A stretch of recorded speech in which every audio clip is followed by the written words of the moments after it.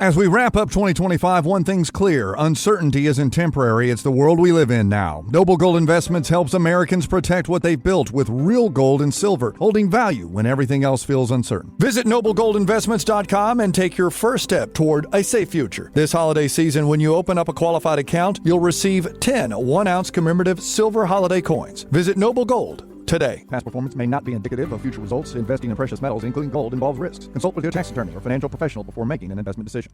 Hey, what's up, y'all? Kelly Clarkson with Wayfair. My favorite thing about the holidays? Decking out my whole house. It's not a competition, but if it was, well, I'd win the season with Wayfair. Outdoor inflatable Santa? Got it on Wayfair. Trees, lights, and ornaments? Wayfair. Hosting must-haves like dining sets, beds, sheets, and towels? Wayfair. For everything in your style delivered with fast and free shipping, visit wayfair.com or the Wayfair app to win the season. But again, it's not a competition. Wayfair, every style, every home.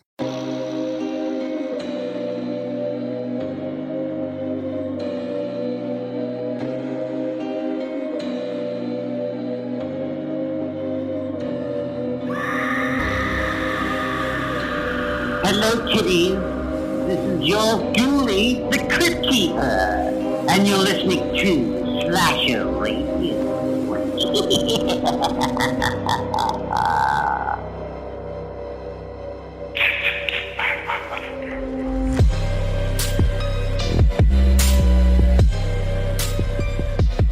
Welcome to Slasher Radio.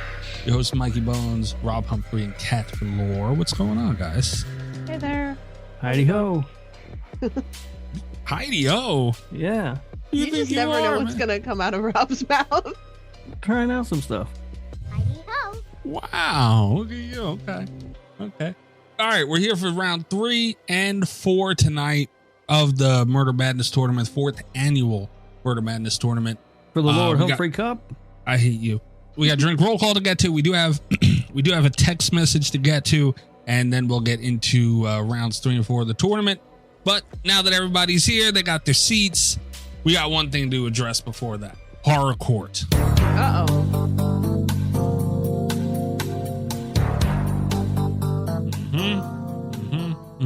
Already. Yeah.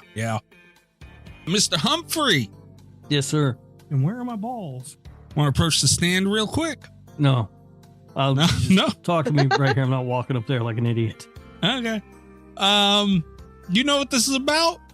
I do. And I've prepared my defense. And I can't even believe that this is being brought up, but okay. Kat, do you know what this is about? I do not know what this is about. Okay, you're going to be shocked. I'll send it in the group in a second, but longtime listener of the show, dear friend of the show, Silver Bandit, Jake, Camp Crystal Jake on Twitter. His handle is Silver Bandit 36. Who has quickly become my least favorite listener. Worse than Leah. Oh, wow. Yeah, that's saying something because Leah's awful. Jake has been, he's in the Discord. He posts crazy horror artwork. Longtime horror fan, longtime listener to the show. We're talking like Jake might have been listening to the show before Chris, maybe. I don't know. They're neck and neck. So Jake's been around a long time. So you're saying he might be a candidate for the Slasher Radio Hall of Fame?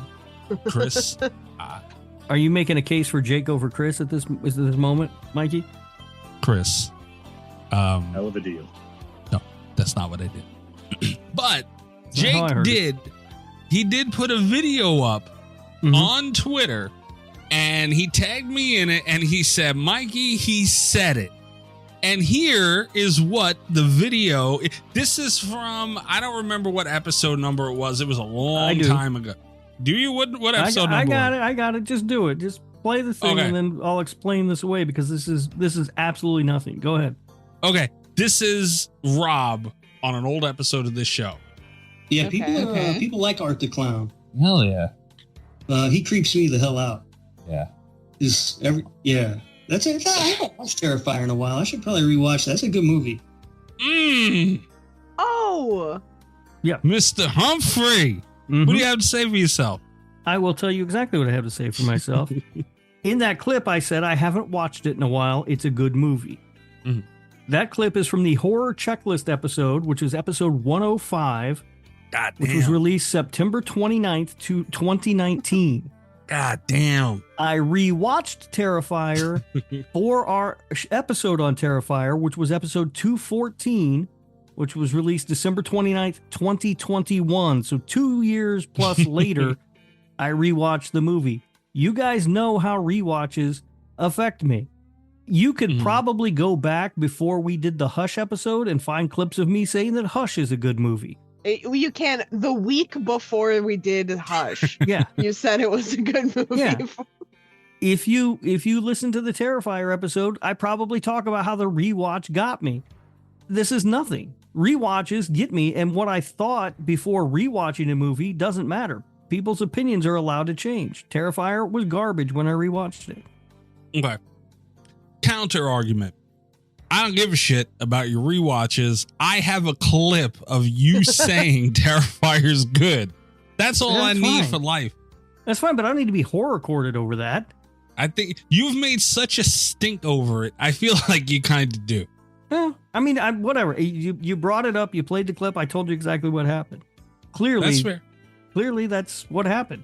God damn, man. I will say this. The first time I watched Terrifier, I really liked it, but I think I got caught up in the fact that I blind bought it on Blu-ray without even really knowing what it was. And I wasn't expecting much from it. And so it was better than those expectations. But sitting down to watch it now, it's not a good movie. So you're not allowed to watch movies again is what I'm getting from this. Because you seem to get things right more often than not the first go around. And then you somehow fuck it up. That's not true. I see the truth of what a movie is on the second go around. That's why I now know Hush is a bad movie. Hey. Yeah, that's fucked up too. You gotta stop doing that. All right. Well, again, I have a clip now of you saying that Terrifier is good. Greg almost lost his mind. He couldn't believe his Terrifier hater brethren betrayed him. Yeah, but that's what happened, Greg. That clip was from 2019. I've been dealing with you for 5 fucking years, dude. More than that. Apparently. Goddamn. I'll be honest with you. I don't remember doing this horror checklist episode. I don't know what it was. There's another person in that clip. I don't even know who that is. I couldn't identify that person. Like, that was so long ago. I think it's me. That's you? Didn't sound like you. Well, I had a very different mic then and other things. Yeah. Yeah, that was me. That I remember doing that episode. I don't remember a word that was said in it, especially that. I'd have brought that shit up a long time ago. Yeah, I mean, yeah. But yeah, so but he did say in one of the tweets that it was that episode, so I went and looked at the date and I was like, well, fuck yeah, that was 5 years ago. Yeah. Well, I don't even think that's it is still on the feed. Yeah. It is, yeah. 5. We're up to like 320 something right now. Yeah, I think that was like the first. I think that was the first show where you were on the show. I believe, if I remember correctly. May have been. I don't remember. Yeah, I think so. Too long dealing with you. All right, Jake. Thank you very much. That is an incredible find, though. Rob, you got to admit, as far as lore of the show goes, that's a good. It's a good pull. It's a good pull, Jake. Right. Yeah, no doubt. But that's the explanation for it. I'd only seen it. I rewatched it and realized it was terrible. I'm allowed to change my mind. Kat, what's the verdict here? He's allowed to change his mind, but fantastic clip. Love the deep dive. Yeah. What was he doing back there, man? God damn. That's what I was wondering too. Like, who goes back that far? What are you doing? You just searching stuff out, Jake? Stop it. He's looking for shit. I think he's digging, Jay. He had to be. Get a hobby. What if that's what he was looking for? Imagine how many thousands of hours worth of audio he listened to and shit. He's like, I got it. Terrifier. All right. Text message. No, drink roll call. What are you guys drinking? I'm drinking cheer wine. Oh, there you go. Okay. I have some of my lemonade lightning moonshine. Ooh. Yeah, it's been a day and I need a little help getting here right now. So here we are. I understand. Now, I've been drinking a lot of water lately. Oh, yeah, because you've got your fancy new water bottle. I do. And I've been drinking, hitting my water goal every day, except for yesterday. Got all messed up because I went out with my kid to a concert and stuff. But so that's been fun because I've been peeing a lot. When you drink the amount of water that they tell you you're supposed to drink per day, all you do is pee. Yes. And so then I was like, I'm peeing a bunch. I don't know if I want to put a bunch of alcohol on top of that. Because that will also make me pee a lot. He was worried. I'm just relaxing with a nice cheer wine tonight. Nice. He was worried he was going to shit pants he wasn't wearing again, Cat. That's the real dilemma. Good. Honestly, though, you were talking about this on Discord the other night, and I'll tell you the same thing I told you then, man, in front of everybody. Good for you, dude. Honestly, you've inspired me. I think I'm going to give it a go as well. Give it a whirl, Mikey. See what happens. Yeah. You will piss more than you've ever pissed in your life. Well, yeah, because when I had to make pee in a cup a couple weeks ago, that's what I was doing. Like the last few days, like an emergency flush, Yeah. And I wasn't even drinking probably anywhere near as much as that amount that you are, and I was pissing like a son of a bitch. I was like, damn, it's got to be all out now. Yeah, it gets really annoying. I feel like, because I monitor how much water I drink, and I drink a lot of water. I'm kind of afraid to look up how much you're supposed to have, because it's like, if it's any more than what I'm already drinking, I'll die.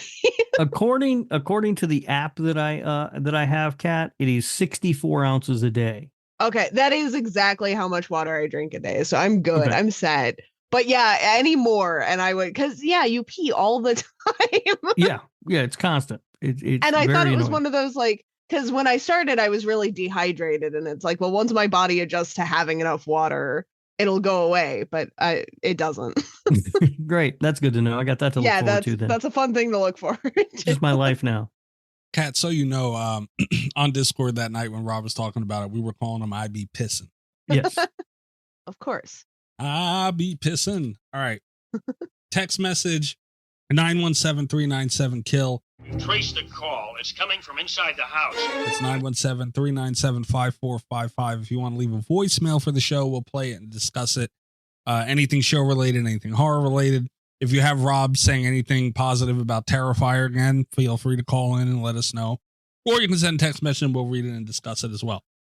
This text message is from Tasha, Rob. Oh, great. The text message reads, I'd like to formally accept my crown for being in the last place on the power rankings, and certainly can't do that without thanking the mashed potatoes for helping me get to where I am today. I pledge to work hard. Don't get your grubby potato hands all over it. I pledge to work hard at keeping this honorable position to be. Oh. How do you feel about that, Rob? I mean, look, it's good to have goals, I guess. Tasha continues that for everybody listening, that's a Patreon thing. We on the Patreon show, patreon.com/radio tier starting as low as $3 a month. Yep. Sign up and I'll rank you as well. That's what he does. There's a power ranking that Rob does of all the patrons, and usually you want to be number one, but people like Tasha, they stride for the bottom, and it's been a long going thing. So Tasha won, apparently. We do it every quarter. Yeah. And I will say that I think Chris was pleased to be at number one. He seems happy. Yeah. So that's good. And also, this is, I think, the first quarter that 2 days in a row I was yelled at by someone about their placement on the rankings. I got yelled at by my mother. And then I was yelled at by Allie. So people seem to really take this personally. Yeah, you keep talking about how you don't want to do it and you want to get rid of it. Like, people really... Greg also, let me look it up real quick. Greg had commented on it as well on Patreon, which I know you don't see. Yeah, I didn't see that, Greg. Well, Will also commented on it. Where's my Will button? Thrill me. He said, I'll take it. So, I mean, I guess that's... he was at the bottom last time, so I think he was happy to move up. Right. But Will, I will say, for the record, Will did seem to be bothered by being at the bottom. He didn't like it. Yeah, he didn't like that. No. Greg commented on it as well, saying, challenge accepted. I see you, Robert. Well, he's coming. Don't talk to me. Talk to the potato thief over there. She's the one who's got your crown, Greg. Kick him in the dick. Mm-hmm. I'm getting grubby potato mess all over it. Tasha does continue, though. That being said, have you guys ever tried putting someone else's face on the wheel to see if that makes it a bit more gentle with its matchups? You can't put I Rob's. don't like what you're implying, Tasha.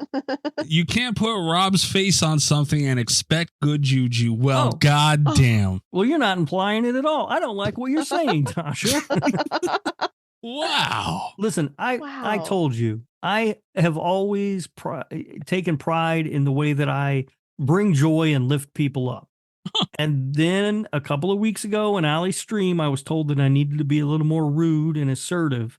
And I think that's correct. So that's what I'm doing now, Tasha. But in the past, I've always been, just the friendliest person. Too friendly, apparently. Yeah. That was last week. You've been a dick for 5 years. You've been a dick. Tell me. Damn. Tasha, I like your style. Keep doing what you're doing. And that shit. She will take a shot at Rob in a heartbeat, won't she? Goddamn. She will. I do not I like her. like it. I like it a lot. All right. We do need to get into the tournament, but I did put up the polls from the week prior. Oh, yeah. Okay. Yeah, I put up the rest of those polls and the ones from last week. So you guys want to run through that real quick? Yeah, But absolutely. we want to do that. But there was something I wanted to talk about before we got into Murder Madness for the Lord Humphrey Cup. Not the Lord Humphrey Cup. You're right. I'm sorry. The Vernal Lord Humphrey Cup. God. And that is Winnie the Pooh Blood and Honey 2. Yeah. It had its limited theatrical run this week. Not sure if it's showing any place beyond now. It was a Fathom event. And I got a chance to see it. And I don't want to talk about the movie because I don't want to ruin it for everybody who didn't get to see it. If you haven't seen it, go see it. It's really good. But they did do a thing where they played like an introduction from the director Okay. before the movie. And it was the director and some other guy. I don't know who the other guy was. And they were talking about the upcoming Poonaverse, which I was very excited about. I do wish it had a better name because you can really take two things away from that. One, the first word you can hear is poo, which I get comes from Winnie the Pooh, but also kind of, means poop, and that's not great. Or the first word you can take away from that is the word poon, which means a whole different thing. Better than the first, though. But they have come with Poonaverse. So here's the deal. The next movie, it looks like, is going to be Bambi the Reckoning, which I think we all knew. Yeah. And they talked a little bit about it, and then they showed a clip. They chose an awful clip that's mostly people talking. I don't know why they chose to show that one, but then we did get a chance to see Bambi, and it is not what I expected. It's a giant deer. Oh. What? Yeah, like Bambi rams a car, and the deer is bigger than the car. Yes. So yeah, this isn't just a regular deer. And now I don't know if the movie's going to explain why Bambi grew to be so big or not. They didn't elaborate on that, but it looks great. I'm looking forward to that. And then they said, and I don't know if this is the order that they're coming out or not, but the next movie they talked about was the Peter Pan movie. I'm mad at that. And the other guy, not the director of the Winnie the Pooh Blood and Honey 2, but the other guy, he said that this was the one that he was most excited about. It will be the darkest of the movies that they're making. Love to hear and Kat, I think you'll find this interesting. He said that when they were making it, the influences for writing and going into making this movie, they looked at The Black Phone and Inside. Ooh.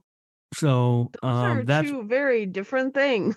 yeah. So that's what we had to look forward to there. They did mention that Tinkerbell will be in the film, and that she thinks that heroin is magical pixie dust.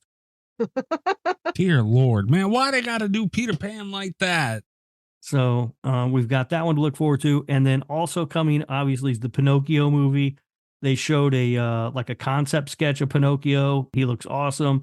And they did confirm that, yes, he will have a telescopic nose that he uses to kill people. Yes. This is what we needed to know. Yes. Yeah. So there's that. Then they did confirm that next year we will get Poonaverse Monsters Unite, where these characters all come together in a film, and some surprise characters, they said. That was a thing that was going around online. There was a picture. Some people were wondering if it was a joke or not. I was one of those people. I thought maybe it was a joke. It is not. It is a real thing. They said 2025 for that. And yes, they did confirm we will be getting Winnie the Pooh Blood and Honey 3. Great. This is all good news. I'm so glad to hear all of this. Yes. So a lot to take away from the screening that I went to there. And if you get a chance, see Winnie the Pooh, Blood and Honey 2. It is even better than the first one, and the first one was already awesome. Are we going to cover the Universe on the show? Are we going to have ongoing coverage of this? I think we'll have to. Mikey, no, I don't think so. Do you want to be the correspondent in charge of that, Mikey? No, I don't. No. Have you seen Winnie the Pooh, Blood and Honey? No, I haven't. Well, then, how do you know it's not great? I have no interest in watching that movie. All right. Well, it's great. None whatsoever. And the sequel is much better. And I have heard people who did not like the first one that I know who did see the second one. They loved it too. So it's people seem to really like it. I don't care. That's good to hear. We need more. No, it's not. Winnie the Pooh, Blood and Honey love. Yes. I'm on the other side of this one. And Peter Pan, just disgusting. Absolutely disgusting. I don't remember the name of that Peter Pan movie. Do you, Kat? No. Blasphemy. Peter Pan Blasphemy. That's the name of the movie. Oh, Peter Pan Neverland Nightmare. It's kind of a cool name, not gonna lie. Well, that sounds like a whole different kind of movie. Yeah. Yeah, not gonna lie.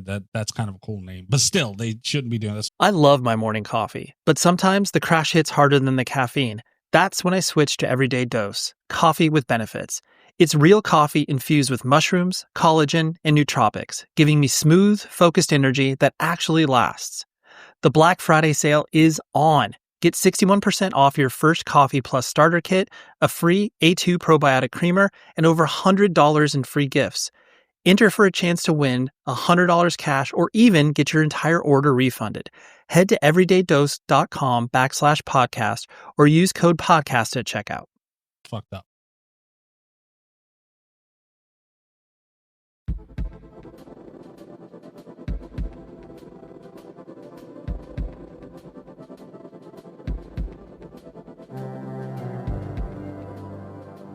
All right, polls. Yes, polls. This is where, guys, follow us on Twitter @SlasherRadio. After each round, we'll post, just to get a gauge of what you guys think. We'll post polls, interaction, and whatnot. A lot of people listen to this show and just don't fucking interact. It's the most mind-blowing thing I've ever seen in my life. Get involved. The first matchup was Child's Play versus Cujo. And this was a win for Child's Play at 62.7 to 37.3. That's just wrong. Yeah. No, I think that's correct. Rob, you're crazy, man. We went over it. Cujo was my number 90 movie on my top 200. I don't remember what Child's Play was, but it was higher than 90. Also, 5 spots ahead of Cujo on my 200, Mikey. I Still Know What You Did Last Summer was number 85. I want to stab you. And it does not look like Ice-T is in the Peter Pan movie. I can't find him listed anywhere except for that one thing on Google. So, all right. The next matchup was The Thing versus My Bloody Valentine. These are both from the 80s. And that was a win for The Thing, 81.5 to 18.5. I got to be honest with you. Even 18.5 for My Bloody Valentine seems high. Yeah. I mean, a lot of people like that. Like, I am attached to that movie for some reason. Like, I like it a lot. But, I mean, I knew what it was. I like My Bloody Valentine more, but that's just not what it's going to be. Yeah, but you're an insane person with insane views. But a realistic sane person. Okay. The next matchup was Friday the 13th, Part 6, going up against Evil Dead. And I was very interested to see what people thought about this one. Slim margin. Friday the 13th won 59.3 to 40.7. Glad it's a slim margin. Yeah. That makes me feel better about losing that one. What's funny is I don't remember what won any of these matchups. Friday won. Did it? Yeah. The next one was maybe the toughest one for me. I don't remember really. Hellraiser, the original 1987, going up against the original Nightmare on Elm Street. Oh, yeah. Nightmare won this one 79.3 to 20.7. Yeah. People get it. That's too wide of a margin. No, I think people are starting to come around and realize Hellraiser is not that great. The original movie's really good. It's not about Hellraiser not being great. It's about Nightmare on Elm Street being really, really great. Yeah. That I don't like that though. That's a wide, unfair margin. But this one, the closest one yet, maybe the closest one out of all of them, or about Devil's Rejects going up against Freddy vs. Jason. How is that close? I don't. What happened to people? It's super close. 56.7 to 43.3. I agree with that. It should be this close, I think. Devil's Rejects really good. But what won? Freddy vs. Jason won. Okay, good. Yeah. I mean, at least we got that going for us. Yeah, Freddy vs. Jason, though, like, you know, it was what it was. It wasn't, you know, it had Freddy and Jason in it, sure, but it, like, we're talking like horror movies, and I don't know, like it was a superhero mashup as opposed to Devil's Rejects, which was its own thing. Was it really, though? I mean, yeah, I think so. I'm not so sure it's super original. I mean, no, you know, it's, they had a lot of original things in a kind of traditional concept. Rob's gonna give this movie nothing. Never. It's not good. It's not a good movie. I don't like it. Okay, this one was an even slimmer margin. Let the Right One In versus Shaun of the Dead. Let the Right One In won 53.8 to 46.2. That's a fair margin. What was the margin? 53.8 to 46.2. It's a fair margin, but I maintain that it's the wrong choice. I maintain that Cat's wrong. Also fair enough. The next matchup is Trick or Treat versus Behind the Mask, Rise of Leslie Vernon. 88% to Trick or Treat to 12%. Damn. Wow. People love Sam. Wow. That one's just unfortunate. I mean, it's true, though. It's just unfortunate. Like, Trick or Treat is better. I think we all voted for Trick or Treat, right? But I will say that seems like kind of a wide. I don't remember if I margin. voted for Trick or Treat or if I gave a pity vote to Rise of Leslie Vernon. They're both very close in my mind. Closer than that. They're not that close to me. That's an unfortunate but fair margin. The next one is Saw versus American Psycho, and Saw won handedly at 71.9 to 28.1. That should be wider, I think, that margin. Yeah, I think, yeah. I think people like American Psycho, though. At least I know people who really like American Psycho, so. They're out there. I'm not surprised at the margin. I mean, I still haven't rewatched it. I said I was going to. Who knows? Maybe it'll be my favorite movie ever once I do, but I remember not liking it. I think there's just more people who don't like Saw. And by that, I mean, like, you know, that gore, and there's just some people who just see it as that, and that's it. So that probably hurts a little too. Yeah. The next one is Alien vs. Suspiria, and Alien won 92.9% to 7.1. That's insane. No, it's not. We're about to get attacked, I think. There is no reason that margin of victory should be that high. Because I will say, in case you didn't remember, Rob, you and I put Suspiria through. It won on our bracket. I did not remember that, but yeah. Still. No, Alien went over Suspiria. Oh, did it? Yeah, Rob went Alien. Oh, okay, never mind. Oh, did I eventually go Alien? I know I had a really hard time deciding, so I would have believed I went either way, but there's no way Alien should have won by that wide a margin. Dude, yes, it should have. No, it should not. No way. Suspiria is amazing, Mikey. All right, well, I'm glad you guys brought this arguing point up with it, because I let Damien know the outcome of this one. No. I snitched on this one, and he said, Stop snitching on me. I needed to. I told him, I said, update. My co-host spent an embarrassingly long time deciding over Alien vs. Suspiria. His reply, what do you mean? Like, what's better? I said, yeah. He said, Jesus, leave this show. Seriously, I'm going to hang them on a hook on the back of a door. That's what he said he's going to do to you two. So put you on the back of a door. First of all, that's very violent, not necessary, Mr. Maffei. Secondly, I agree with him, Mikey. You should leave this show. But you guys are going to be on a hook on the back of a door stuck, so ain't nobody can do show then.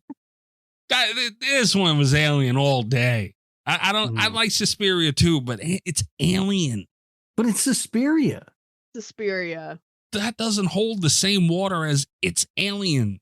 We were talking about this on the Patreon, but I'll reiterate for the proper show. I did rewatch Alien this week. I said I was going to because Suspiria was a lot fresher in my mind. That was why I went that way. Having just rewatched Alien, I fucking love Alien. It's great. I still would have chosen Suspiria. It's great. All right. Damien's funny though. Who threatened somebody hanging him on the hook behind the door? What the fuck? The next matchup, this margin should have been wider as well. Texas Chainsaw versus The Omen, 82.1 to 17.9. All right. I'm not mad at that. All right. That seems like a fair margin. Yeah. I mean, I would have expected a little more for TCM, but it's not out of line. Okay, that's fair. The next matchup, this one's out of line. Oh, no, never mind. I take it back. This was a tough one. I was thinking of something else. The Exorcist versus Black Christmas. Exorcist won 57.1 to 42.9. That was a tough matchup. Yeah. I had a tough time with that matchup. This one would have been fair either way, I think. But I'm glad people didn't just blindly go The Exorcist. Me too. Yeah. This margin should have been wider, even though it's at a 96.8% to 3.2. This is Halloween versus Carrie, Rob. Halloween won 96%. Yeah, that seems right. 3.2 people thought Carrie's better than the original Halloween. I mean, I wonder, I worry for them, but all right. Fair. Event Horizon going up against Candyman. Candyman won 72.4 to 27.6. That's fair. Good for Event Horizon though, because I'm kind of surprised there were that many people that. Oh, it's just Me Chris too. creating burner accounts. It might have been. The next one was Bride of Chucky versus Funny Games. Bride of Chucky won 85.7 to 14.3. Big margin. That's too close. The next one, oh God, I'm still mad at you guys for this one. Silence of the Lambs versus Scream. Horror died last week. And this one was Scream, 66.7 to 33.3. That is a very fair margin in my opinion. Yeah, Silence of the Lambs wins. It is. Well, no. I lost sleep over this one, man. Goddamn. I will say this is the one that I feel the weirdest about, and I'm just in such a weird place with the Scream franchise right now. I like to think this is what I would have done anyway. Well, I think it is because Silence but of the Lambs it's hard not to be impartial right now because like Scream is kind of irritating me currently. And Silence of the Lambs is clearly the better movie. No, it's not. The original Scream movie, forget, like, it doesn't matter. That's like saying Hellraiser, the original's bad because of what all those hard remakes did. It's not fair. Not remakes, but, you know. But it doesn't matter. I'm not even talking about that. I'm talking about the first Scream compared to Silence of the Lambs. Silence of the Lambs is a better movie. I don't think so, man. They're just a different movie. They're a sophisticated movie. Silence of the Lambs. Scream was far from it. I still think it, hands down, Scream. You guys, I lost sleep over that one. My heart was broken. But the next matchup was Blair Witch versus Army of Darkness. And this might have had the most votes. Almost. So a little tip for anybody who is like starting a Twitter account or any social media at all. Post about Blair Witch. Whenever you post something about, I posted something about Blair Witch once. It got like 2,000 likes or some shit. Like it just blew up for no reason. Just because people go nuts over Blair Witch. But Army of Darkness won in a margin of 54 to 46. This one was close. I'm mad at everybody. Feels a little too one. Close for comfort. I think it feels fair because I did have a hard time determining which way to go in that matchup because I do think that Blair Witch had more impact than Army of Darkness. By far. And I do think it's the experience of seeing Blair Witch in the theater was it was like a cultural thing. Yeah. But when I just compared the movies, it was Army of Darkness, obviously. I can't believe you. So I think when people vote on Twitter, they're not, you know what I mean? They're kind of taking all that into account. I can't believe you. Still, that was another one that sucked. But that was all of them, I think. Yeah, that was all of them from last week. A lot of fucking... I hate looking at our Twitter because it's like just polls galore. Like, we look like a poll page. Like, there's fucking so many of them. But are you guys ready to get into round 3? As ready as I ever am. I can't wait. I've been looking forward to this all week. Okay. These super, super duper suck. First matchup. That's not really a way to gear us up, Mikey. Dude, these are hard, man. Here we go. First matchup. Alien 1979 going up against the Texas Chainsaw Massacre 1974. I'm sorry, what? Alien versus Texas Chainsaw. This is what we have to do. Okay.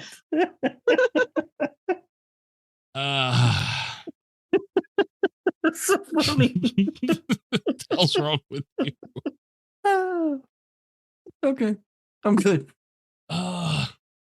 I mean, this one, listen. If you guys want to talk this one out, feel free.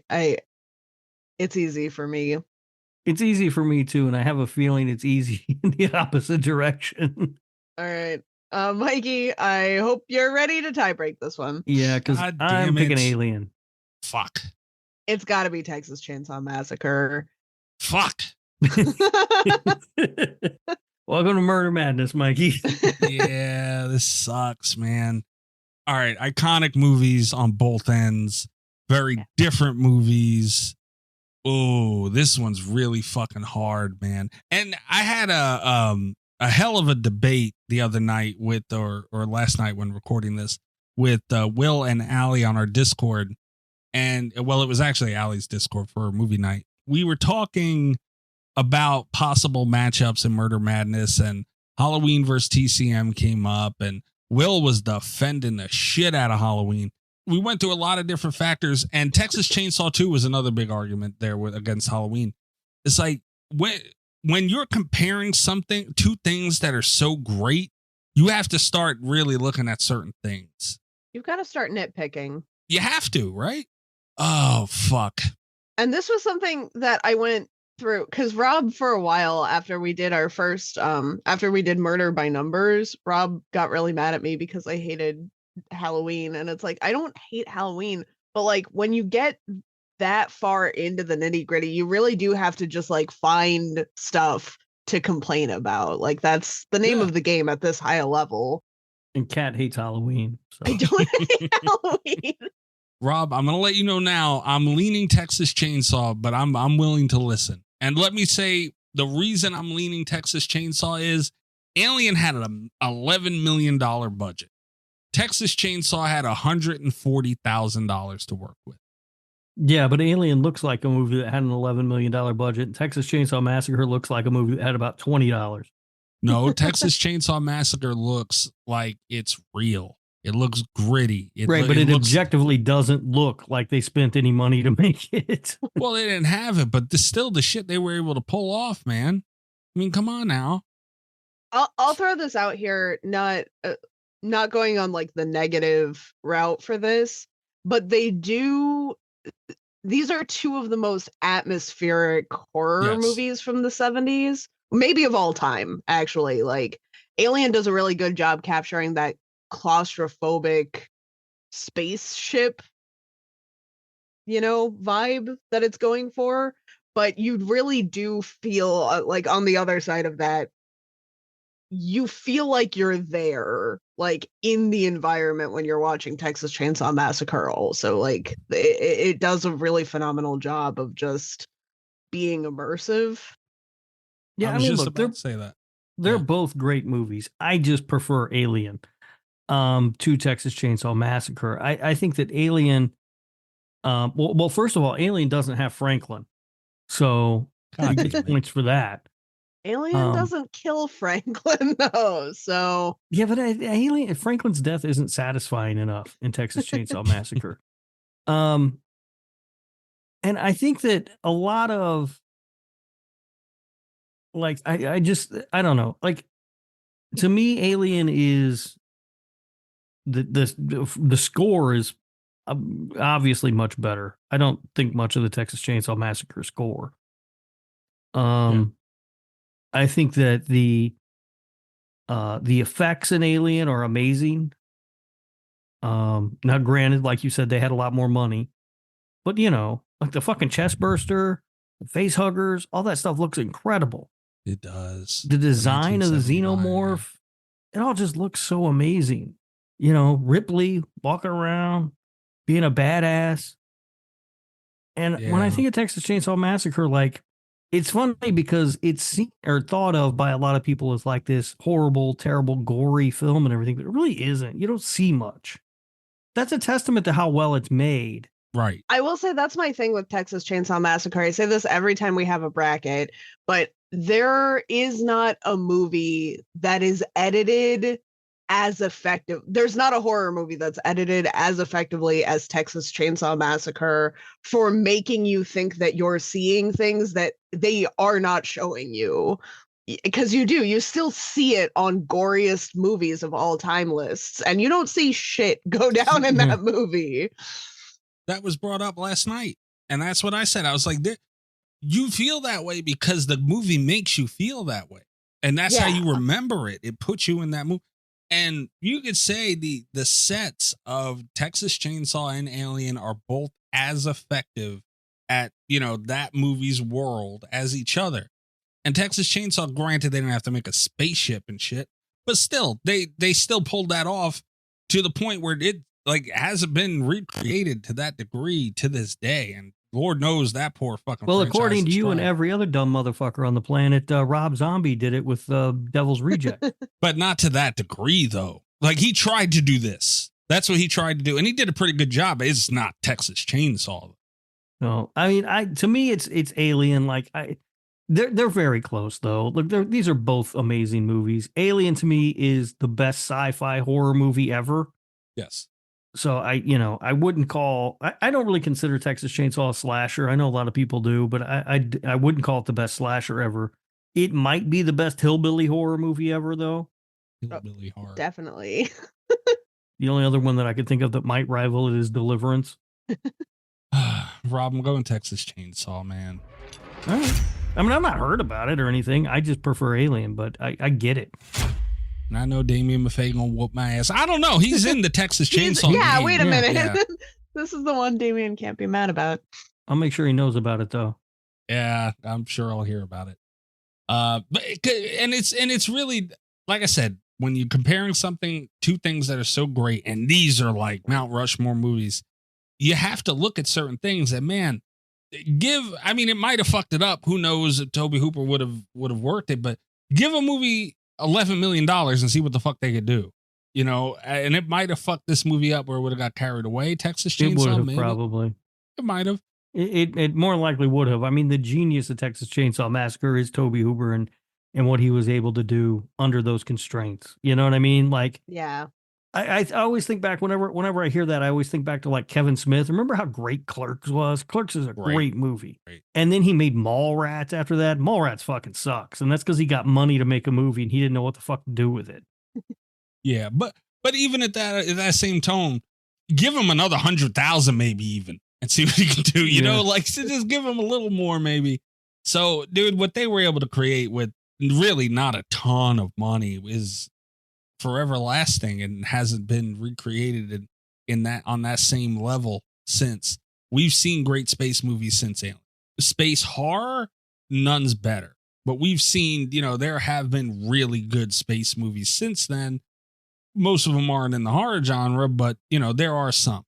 I gotta go Texas Chainsaw. Well, there've been good hillbilly movies since Texas Chainsaw Massacre that aren't horror. Fucking Sling Blade and shit. That's a good one. Are you fucking talking about space movies that aren't horror? We talk about other movies that have hillbillies that aren't horror. Not as good as Texas Chainsaw. All right. The next matchup, that one sucked. This one, The Exorcist 1973 going up against Halloween 1974. Oh, shit. So one would believe this would be an extremely difficult choice for me. Luckily for me, I have my list. He's got a cheat sheet. Rob, real quick about your list. Hang on. Uh-huh. That list, we put in there that there was a heavy dose, and we compared it to the Portnoys that we do at the end of our episodes. There's a heavy dose of what we like more. We're talking, I know that plays in here, but this is mostly what's better. Yeah, but I only go to the list when it's really close. That's fair. I mean, I refer to the list throughout because it's fun and funny and to piss you off about Cujo and stuff, but I only use the list when it's really close. These two are really close. Halloween was my number 2 and Exorcist was my number 3. That's how close they are. But it's 3 movies. But it is Halloween. I think it is. And again, I mentioned before, these are still the only 2 movies that can still really scare me. I think it is. If you guys are both going Halloween, am I okay to toss a pity vote? I can't believe we're at a place where I'm tossing pity votes to The Exorcist. Yeah. But are we comfortable if I do that? We all know you hate Halloween. It's fine. Not as much as Rob hates Urban Legend, though, Kat. So at least you got that one for you. At least I have that. Everybody, it should be mentioned, this is the upper left quadrant. God damn, I thought we were getting away with it. Greg said it helped him when I told him what quadrant we were in. We cannot go around listening to Greg. We do this for the listeners. God Kick him in the dick. Yeah, we can't clean sweep this one way or another. I think it's Halloween. And it's just really like Exorcist was great, but which one are you going to sit and watch? I feel comfortable like tossing a pity vote to The Exorcist. If I had to think about this really hard, I'm not sure which way I would go. They're really, really close. Yeah, I'll go Halloween. But it does feel really weird to me to not have any votes for The Exorcist is kind of where I'm at with it. The thing is I do kind of prefer Halloween. But then I look at like, and I don't know how much this means, but we were just talking about like the best hillbilly horror and the best like sci-fi horror. The Exorcist is the only good exorcism horror movie. Right. I mean, we mentioned it last week or 2 weeks ago or whatever, where they've just been remaking The Exorcist for 50 fucking years. They've just been doing that same shit since then, but worse. And it's like, man. Well, let's not act like they haven't been making slashers and making some bad ones too, though. There's some bad fucking, there's some bad Halloween movies within that franchise. But I mean, that's what that is. Yeah, like Resurrection. Hey, you know what? You see the things you make me do. Trick or treat, motherfucker. I didn't even want to do that. You made me do that. I hope you're happy with yourself. Yeah, I think it's Halloween. Damn. It sucks how easy that is, but I just prefer Halloween so much more. It has to mean something, you know, as I just said about Rob's list, but still it's like there's something about Halloween that I think is just, it was done better. Oh no. The next matchup sucks so bad. Have we moved down now to the lower left-hand quadrant or? Yes. Okay. The next matchup is Candyman 1992 against Bride of Chucky. Oh, fucking, what are we talking about? This is probably the easiest one we'll get all night. It's Candyman. Oh, man. Look, Bride of Chucky should be proud and is really kind of lucky it got this far, all right? It is not lucky. It's a little bit lucky. I don't think so. Bride of Chucky beat out Funny Games. I think that was a fair win. It was a lucky win. It was lucky that it went up against Funny Games. I don't know, man. Bride of Chucky beats a few things in here. Oh, it beat the Leprechaun. God damn it. See? Yeah, it beat the Leprechaun and then it beat Funny Games. Yeah, so it's like that team in the basketball tournament that has a good run because it gets a lucky draw and then it gets to play the team that got the upset in the first round, but then it has to run into some real competition. Candyman, clearly. Rob, you got to admit, though, there's some shit on here that Bride of Chucky will fuck up. Like what? I don't know, like I mean, so far the movies have been Alien, Texas Chainsaw Massacre, The Exorcist, and Halloween. It ain't gonna fuck those up, sure. But like Ringu, it'd be. Oh well, yeah. If you're talking about anything in the term, I mean, yeah, in the sure, 90s. Jeremy Milton's in that motherfucker. But there's some movies on here. It'd have made its way through the 90s pretty well. But god damn it, Kat, can you go Candyman officially real quick? Oh yeah. Try to Chucky pity vote officially. I'm a little offended that you didn't make that a sweep. Honestly, Yeah, a little bit. Come on.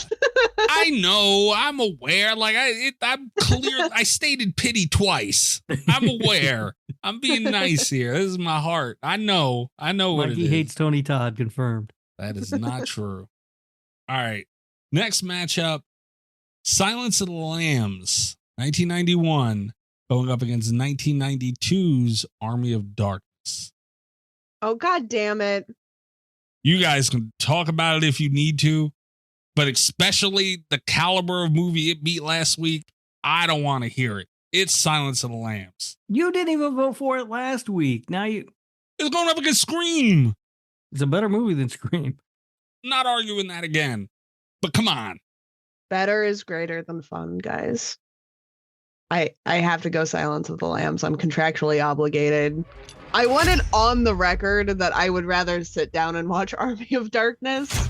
That's fair. It's more fun. I enjoy myself more. I feel better after. But The Silence of the Lambs is a better movie. Cat hates Bruce Campbell. Confirmed. No. I'll throw the pity vote to Army of Darkness. It's all right. That shouldn't be a sweep. If Mikey's not going to let Candyman sweep Bride of Chucky, I'm not going to let Army of Darkness get swept out. God damn. All right. That's going to be an interesting, like these movies couldn't possibly be any more different if they tried to be. No. So that's going to be interesting to see how people go on that one. The next matchup. Oh, I will shit. say when you post the poll, I will probably vote for Army of Darkness. God damn it, Cash. skewing the numbers. Honestly though, like I feel like the Twitter votes are like a different caliber. That's the thing is that like when I see a poll on Twitter, I vote for like whatever is the most fun for me all the time. Yeah. That's the mindset I approach. It's not something that I have to like discuss and defend. It's not being recorded. I can just be like, oh, I fucking love Army of Darkness. You're not going to be threatening to get put on a hook on the back of a door from an actor. Jimmy in the face not going to threaten me. Yeah, it's like a scroll past how you feel kind of. Yeah, that's fair. Holy shit though, Rob. Hang on. Wait. I don't get to use this button very often. Robert Humphrey. Yo. The next matchup, round 3 of Murder Madness, is Cujo versus The Thing. Oh, well, easy. It's The Thing. No, it's not. No, it's easiest decision of the night, maybe. Well, Candyman, Bride of Chucky is pretty easy. Leave Chucky alone. But this is The Thing all day long. All right. All my bias of The Thing aside, all that aside, I give it its effects were masterful and ahead of its time. All that I agree. All my arguments to that aside. Dude, Cujo made you feel something that even more of a mood movie like The Thing. Like when I watch The Thing, it doesn't hit those chords of that a lot of people say it hits. But man, Cujo hits every single one and it's undeniable. One thing I'll say about The Thing real quick, and Cujo, I guess, is that they're both very atmospheric in the sense that like The Thing is so like frosty and isolated, and Cujo is like very sweltering and ridiculous. Yeah. And I think it's crazy that Cujo was able to have that effect while also being filmed in a very frigid environment, like the full uphill battle that they had to make that feel like a summer like heat inducing movie is very impressive to me, and I think it makes for a really interesting matchup here environmentally. Yeah, that's true. The Thing has better music, it has better effects, It's shot better. It has Kurt Russell in a badass floppy hat. I mean, what more do you want? Well, here's what Cujo had. To counter Mr. Russell, it had Dee Wallace. But she ain't wearing a floppy ass hat. She's not. But in her prime, man. And it doesn't have Keith David. And all this movie had was Dee Wallace, a car, a child, and a happy, playful puppy that they lured to a windshield with toys and treats and made it look absolutely vicious. And there's something to be said for that, man. I rest my case. You guys do what you must. I'm going Cujo. It's a good movie. It's a great movie. It's not better than The Thing. It's the 90th best horror movie of all time. I will never get over that. Like that's the worst thing you've ever done, maybe. But it's not better than The Thing. Jesus Christ. Kat, good luck with this one. Mikey, I'm sorry. It's God The Thing. damn it. All day, every day. Yeah. I was That trying easy? to I've been sitting here kind of coming up with stuff to say that's nice about Cujo. It's got Dee Wallace. That's great. She wished you happy birthday. I know. I love Dee Wallace. And this is like, it's one of her, if not her all-time best performance. Like, she absolutely nails this role. There's nothing that I would change about Cujo, but it's not the kind of, like, from the base level, from the writing level, from the concept level of these two movies, it just doesn't have the scope or the potential of The Thing to terrify.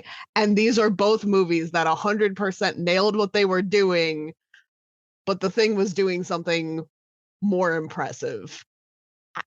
God damn it. Yep. And you got Wilford Brimley walking around in The Thing, talking about diabetes. I will say, diabetes, goddamn. out of all of the performances across both films, Dee Wallace gives the best one. Oh, hands down. That's fair. Yeah.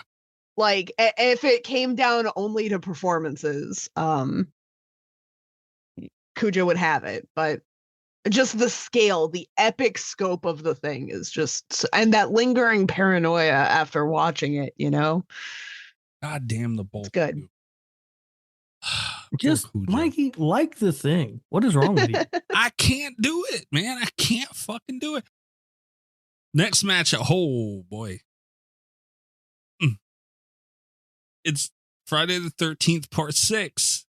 Going up against the Nightmare on Elm Street. Ruh-oh, Raggy. I mean, I feel like it's Nightmare. Really? Yeah, I think it's a better movie. No way. I mean, Really? Friday 6 is a lot of fun. And I would say it's more fun than The Nightmare on Elm Street, but I don't think it's a better movie. Holy shit. I don't know why you're surprised. I'm the only one with the Freddy tattoo over here. From that girl you picked up, you and her got it together, right?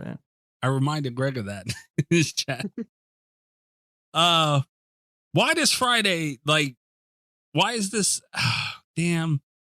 It's true. Friday part 6 is a lot of fun, but like, that's the kind of movie they were trying to make, man.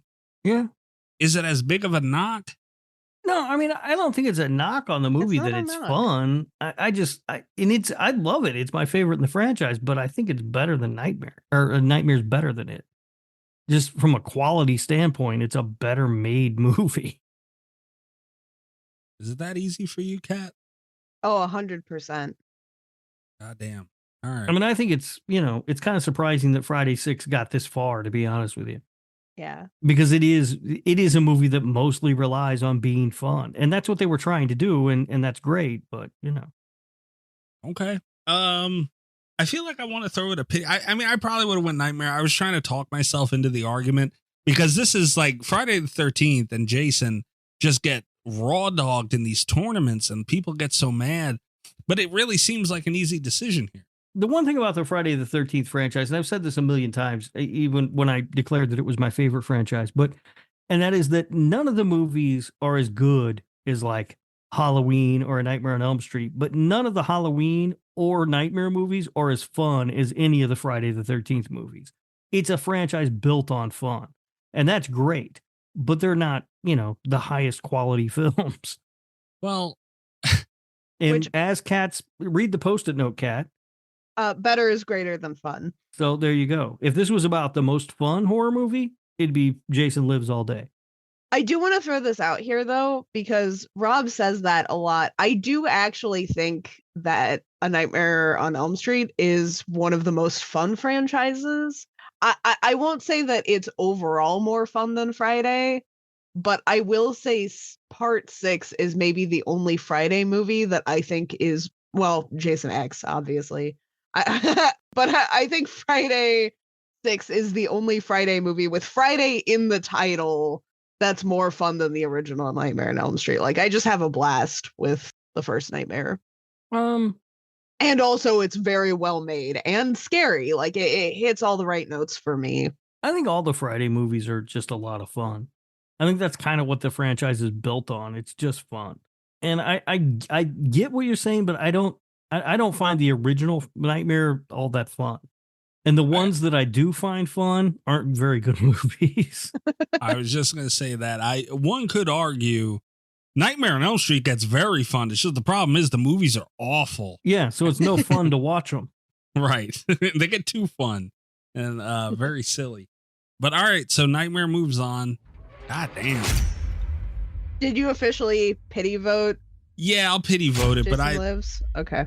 Yeah, but it's Nightmare. We got Freddy vs. Jason back to back as the next matchup is Freddy vs. Jason from 2003. This wheel thought ahead on this one. It knew, it read our minds and everything. Yeah. Oh. And, we moved through the upper right-hand quadrant. Now we're in the lower right-hand quadrant. God damn. Gotta start drinking. They can't be drinking cheer wine, man. I need you drunk. You won't notice this stuff. No, it seems like when I was drinking, I was sharper on the quadrant stuff. I kind of let that slip a little bit. The next matchup is Freddy vs. Jason 2003 going up against Let the Right One In 2008. I don't think you could pick two movies that are more opposite if you tried. In the spirit of not being spiteful about Shaun of the Dead, I will go ahead and cast my vote for Let the Right One In. Yeah, I'm clearly voting for Let the Right One In here. Yeah, I'm not even going to give a vote for this one. Yeah. Let's Let the Right. Yeah. Again, if this was what's more fun, yeah, it would clearly be Freddy vs. Jason. And honestly, I watch Freddy vs. Jason a lot more. Yeah, so do I. You don't have to read Freddy vs. Jason. Yeah, I'm never in the mood to just like sit down and be like, you know what's going to bum me out right now? Yeah. Well, look, I'm not going to lie. Sometimes I am in that mood and I do watch Let the Right One In, but more often than not, I'll watch Freddy vs. Jason. Yeah. All right, clean sweep. Let the Right One In. And we're down to we're down to the last matchup for round 3. And it's Trick or Treat 2007 going up against the original Saw. Oh, listen, I know it's going to lose. I know I'm going to be outvoted here, but I'm also going to be the least anticlimactic about it. To no one's surprise, Saw's better. Okay. I feel that strongly.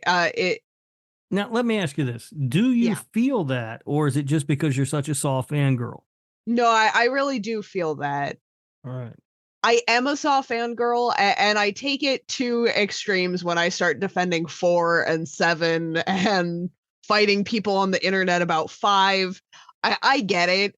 I let my love of this franchise really, sway my opinion on this sometimes. But that started because of how good Saw was. Like, Saw was kind of, and Saw's not even my favorite one in the franchise, but it started that whole like chain reaction of me becoming a Saw fangirl because it was so effective. I love the storytelling. I love the tight enclosed environment. And because I talked about it with Texas Chainsaw, I have to bring it up with Saw also. Saw has great editing. Like, people walked away from that like horrified that they watched a man cut his foot off, and that's just not a thing that they show you on screen. Like they did a really good job editing this, and they did it on no budget. And Tobin Bell was hardly in it, but he was such an icon in it. We've got Carrie Elwes, like, just being the very unhinged Dr. Gordon. Everything about this just works for me. So I genuinely believe it. All right. Well, I'm in a weird spot here because I don't know what I'm going to do. I don't either. I'm leaning Trick or Treat though. I'm going to be honest, and it's because Trick or Treat, it has Sam, it has like, and you know, obviously, the original didn't have. Well, I guess Amanda technically was in the original. I don't know, but she wasn't really in the movie. But Tobin Bell and you have Billy the Puppet. Those are icons now in horror as well. Yeah, that puppet that ain't making the case for Saw. I'll tell you that. I hate that stupid puppet. They better keep Nick Cage away from Billy the Puppet, though. I'll tell you that. Stop that. But that's a whole nother story. That is one thing though, and it's completely unfair. But because there's only one Trick or Treat movie, but the original Saw, to me, in my opinion, Saw 2 is better. So even within its own franchise, like I would probably be more prone to go Saw 2 over original Saw over Trick or Treat. Well, there's only one good movie, as we know, in the Saw franchise. Don't make Cat scream it again. Rob also likes Saw 2. Stop it, Cat. Going on record. That is our secret. What are you doing, Rob? Do you know yet? Because I really like the first two Saw movies, especially the second one. But the first Saw that movie was huge. Yeah, I really don't know what I'm gonna do. I really don't. I'm still trying to figure this out. Because I do like Trick or Treat a lot. Like it's a really good anthology that I think plays out in an interesting way, and Sam is cool. There's something about the vibe of Halloween night too. Like they nailed it so fucking well. Yeah, I'm gonna leave this one up to you, Rob, and go Trick or Treat. Because how many times do we see a corny Halloween themed movie? You know? Yeah. Like it happens so often. It's like, man. They really nailed that shit. Like it's become a cult Halloween movie. I gotta go Trick or Treat, but it's slim.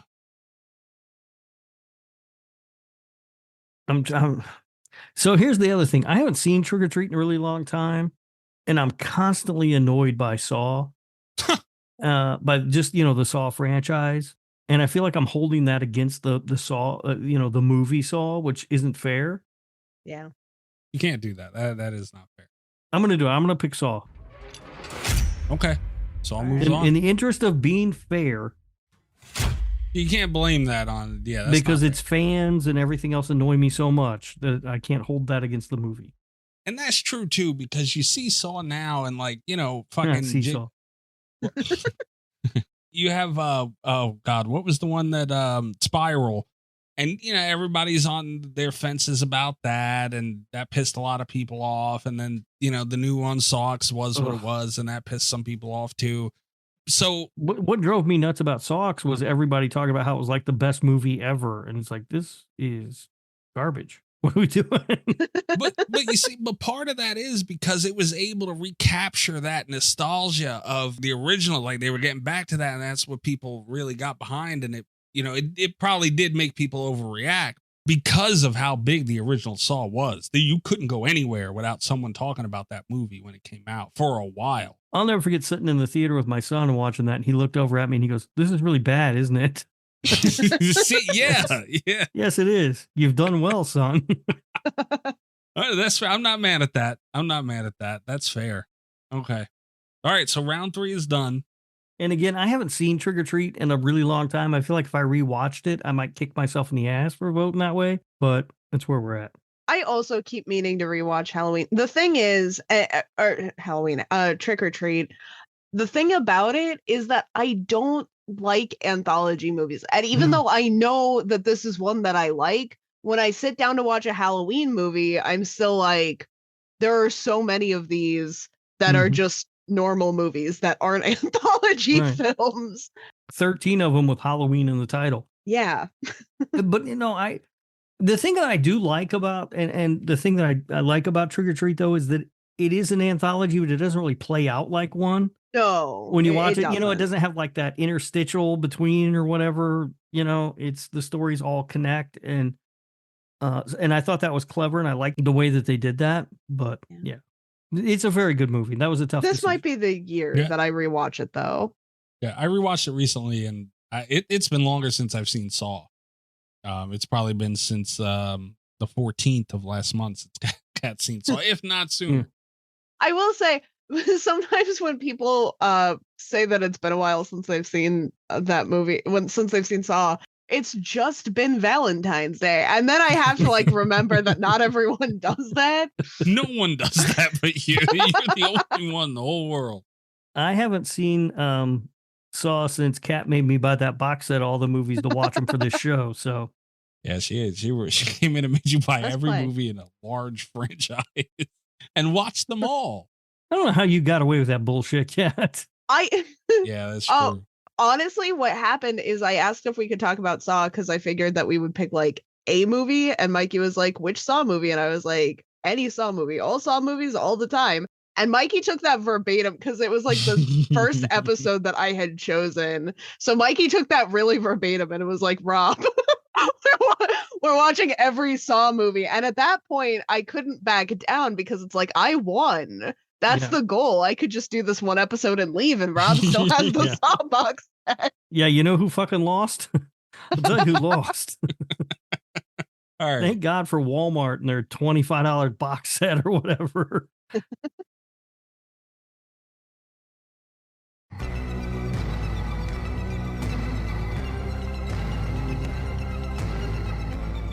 Okay, first matchup, round 4.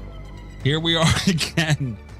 The Texas Chainsaw Massacre, 1974. What quadrant is this? Hold on. This is the upper right hand, or the upper left hand quadrant. Okay, thank you. Yes, and this is, I believe, the finals of that quadrant, right, Mikey? Yeah, 70s. Okay. Yeah. So this is the champion of the upper right or upper left hand quadrant, which is the 70s quadrant.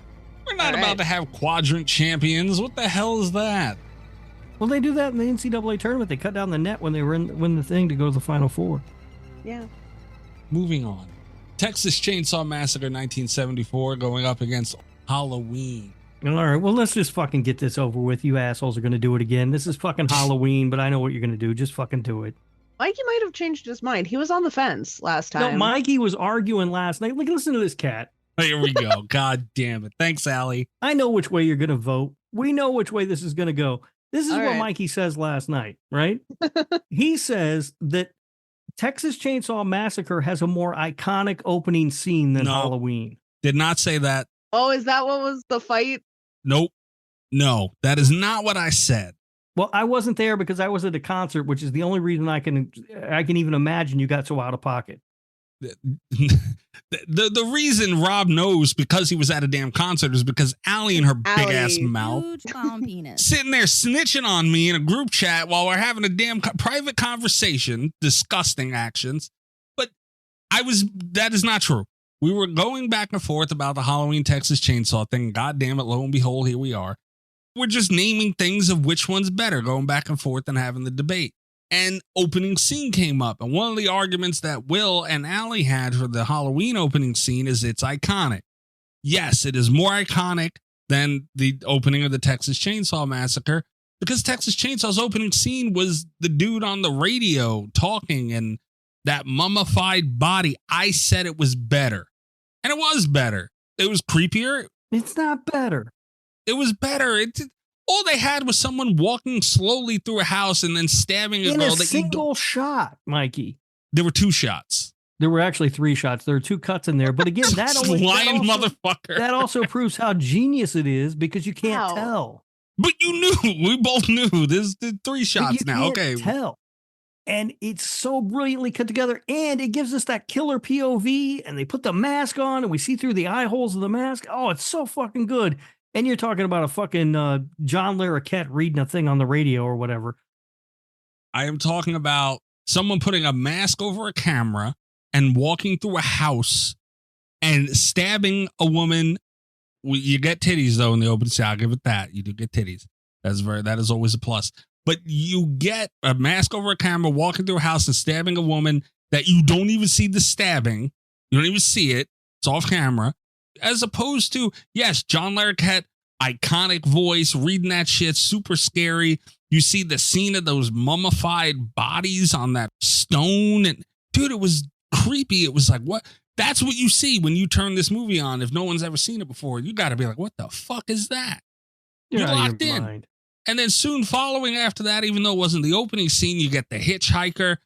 Dude, honestly, this is very hard. I love Halloween. I just put it over The Exorcist and all these other movies.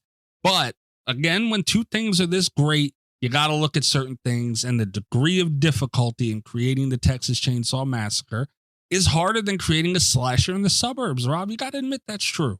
Not when the suburb is Pasadena and you're making it look like Illinois and it looks great. It's not. This isn't a Nightmare on Elm Street where there's fucking palm trees in Ohio. Fuck Ohio for the record. And they had to, you know what they did to get those leaves on the ground, by the way? What? Dump them on the ground? They had to collect leaves because there weren't leaves on the ground and go in bags and pour them on the ground. And then after each scene, they had to collect them, put them back in the bags and take them to the next location. Look, I got a landscaper. All right. I don't pay him that much because his job's not that hard.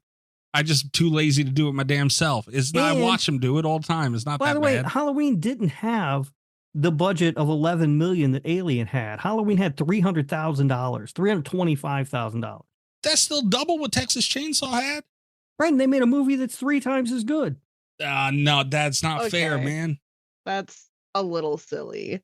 Halloween is better shot, it's better acted, it's better written, it's better directed, and it has a better score. It has a better score, I'll give it that. It does have a better score. It's better acted, too.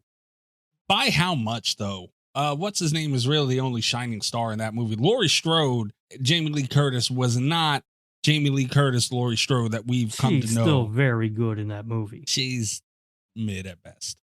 And it doesn't have Franklin. So what? But Franklin doesn't die in it. I'm just saying. There are so many iconic shots and iconic moments in Halloween, things that became slasher movie standards. I still got to go Texas Chainsaw, Rob. I'm sorry. All right, go ahead. I knew you guys were going to do this. Like, I'm not.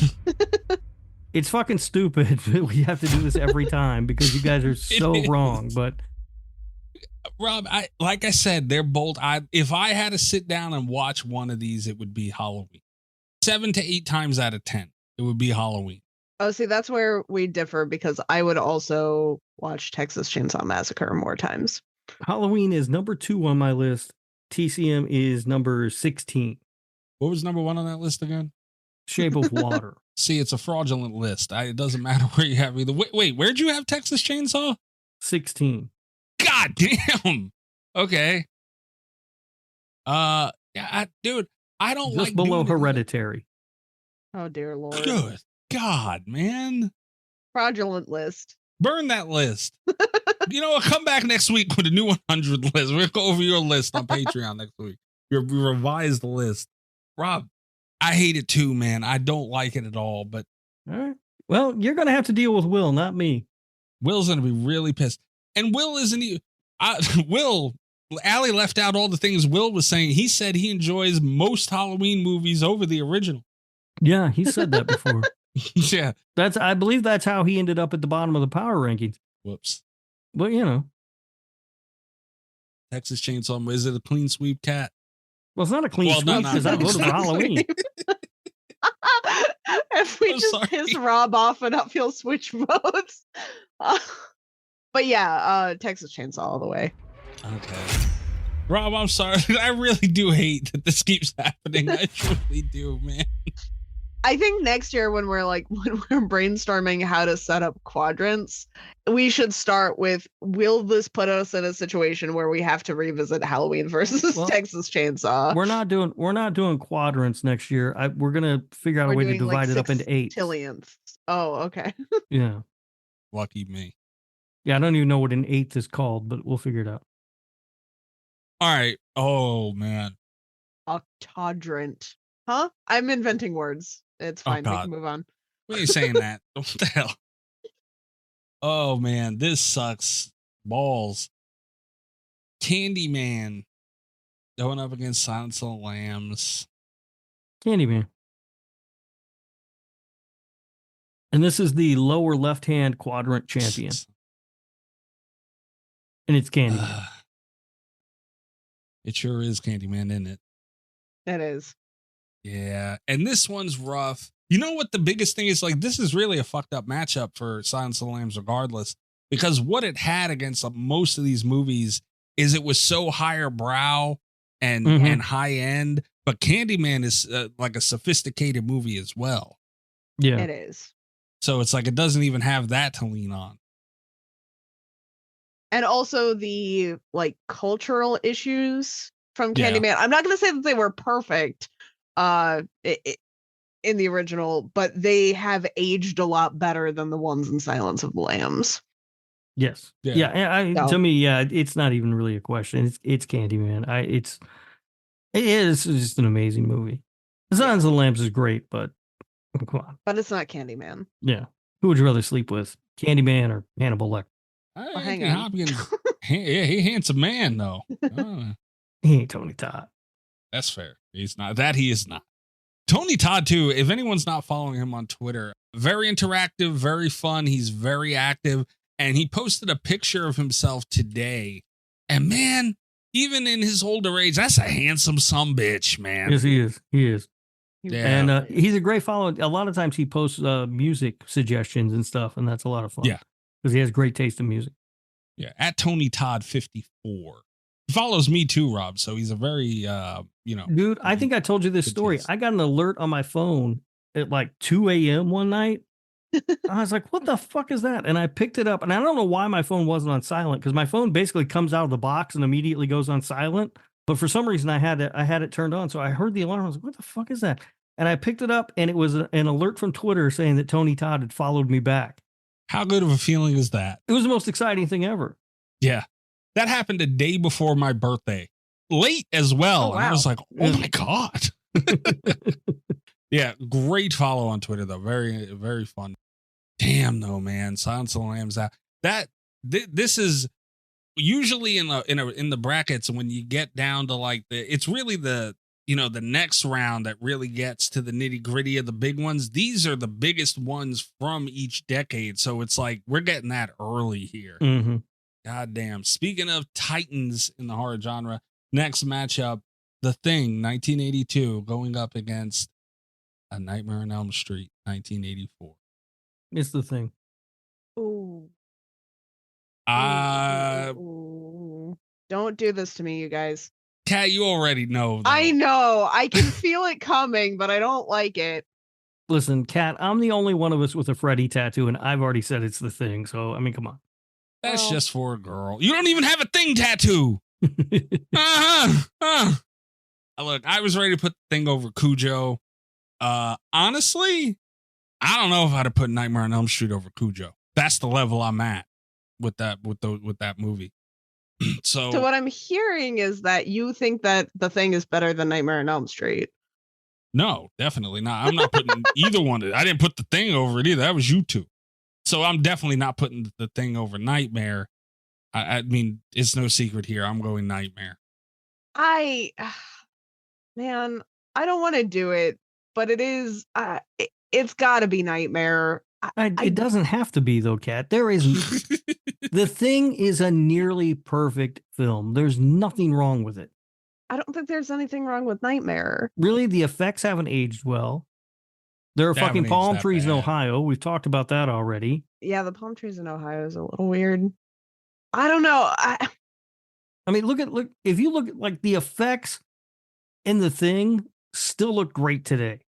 Okay, I will say if I'm doing like a point by point comparison, if I'm going like performances, story, editing, like down the line, the first thing, like the biggest thing that The Thing has going for it over Nightmare is effects. I fucking love the effects from The Thing. Right. And the thing, they're so good. The effects in The Thing still look great today. Nightmare hasn't aged great.